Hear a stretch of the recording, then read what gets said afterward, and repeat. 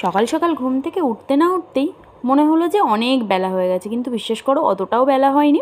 এখন বাজে মোটে 7টা, আর রোদ্দুরটা পুরো জানলার মধ্যে এসে ঘরে এমনভাবে পড়ে মনে হয় যে অনেক বেলা হয়ে গেছে। তো আমিও যথারীতি তাড়াতাড়ি ঘুম থেকে উঠে স্নান টান সেরে ঘর বারান্দা ঝাড় দিয়ে পুজো দিয়ে রান্নাবান্না সেরে স্কুলে চলে গেছিলাম।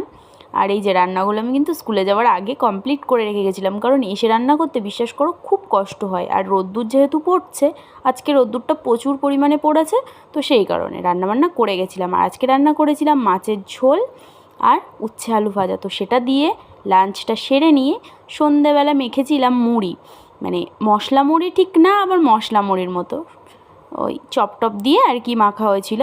আর কাঁচা লঙ্কাগুলো খুব ঝাল ছিল, আমিও যদি একটা খেয়েছিলাম, আর শানু একটা খেয়েছিল, আর বাকিগুলো মিস্টারদের সব খেয়ে নিয়েছে। আর এই যে শানুকে তো তোমরা দেখেইছো, কোনো দিন ক্যামেরার সামনে আসে না।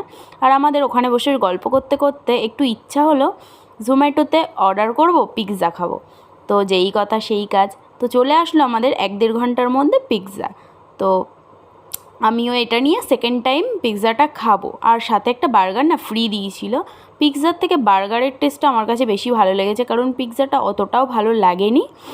আর এই যে দেখো, সে পিছনে পিছনে আসছে মুখ লোকাতে লোকাতে। আমি তো প্রথমে ভাবছিলাম যে কি হলো, ওরকম করে আসছে বা কিছু মাথা ব্যথা যন্ত্রণা করছে। ও পরে গিয়ে বুঝলাম যে ক্যামেরাটা চলছে বলে ও ওইভাবেই আসছে। তো যাই হোক, ওইরকম। আর আমি না খাতা দেখছিলাম স্টুডেন্টদের, তো সেই কারণে খাটের উপরে ওইসব ছড়ানো আছে।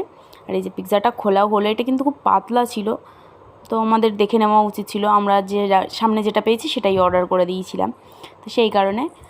আর খারাপ খুব যে সেটা বলবো না, মোটামুটি একটা ছিল। তা বলো, এসব খাওয়ার পরে রাত্রে কি কারোর ভাত খেতে ইচ্ছা করে না? আমি বলছিলাম, আমি আগের বারে যেখানে পিৎজা খেয়েছিলাম সেটা একটু মোটা সোটা ছিল, মানে ভালো খেতে ছিল, তো সেটাই সবাইকে বলছিলাম যে এরকম খেতে ওরকম খেতে। আর এটা অতটাও ভালো লাগেনি, সেই কারণে তাও কষ্ট কষ্ট করে খাচ্ছিলাম, কারণ টাকাটা দিয়ে অর্ডার করেছি, টাকাটা বেকার নষ্ট হতো, সেই কারণে। তো যাই হোক, এই খাওয়ার পরে আমার আর রাত্রিরে ভাত খাওয়ার কোনো ইচ্ছা ছিল না, কারণ মুড়ি খাওয়ার পরে, পিৎজা খাওয়ার পরে, আর এই যে বার্গারটাও একটুখানি খেয়েছিলাম। যাই হোক, এগুলো খাওয়ার পরে রাত্রে কারোর খাওয়ার ইচ্ছা থাকে না, তো সেই কারণে আমিও কোনো খাইনি। এই যে বার্গারটা না আমি ফার্স্ট টাইম খাচ্ছি, কারণ কীভাবে খেতে হয় আমি সেটাও জানি না, তো সেই কারণে ভাবছিলাম যে এটা তুলে খেলে ভালো হয়, কেমন লাগে। তো সেই জন্য সবাইকে জিজ্ঞাসা করছিলাম। আর এই যে রাত্রে খাবারগুলো সব বেঁচে গেছে, এগুলো সব রেখে দিয়েছি। আর আমি বসে বসে না আইসক্রিম খাচ্ছিলাম, কারণ মনে হচ্ছিলো কিছু একটা খাওয়ার দরকার, আর ফ্রিজে ছিল আইসক্রিম, তো সেটা দিয়েই আমি আজকে ডিনার কমপ্লিট করলাম। তো ভিডিওটা আজকে এখানেই শেষ করছি, দেখা হবে তোমাদের সাথে নেক্সট একটা ভিডিওতে। ততক্ষণ ভালো থেকো, সুস্থ থেকো, আর হ্যাঁ, চ্যানেলটা সাবস্ক্রাইব করতে ভুলো না, সাথে লাইক আর কমেন্ট। তো টাটা, বাই।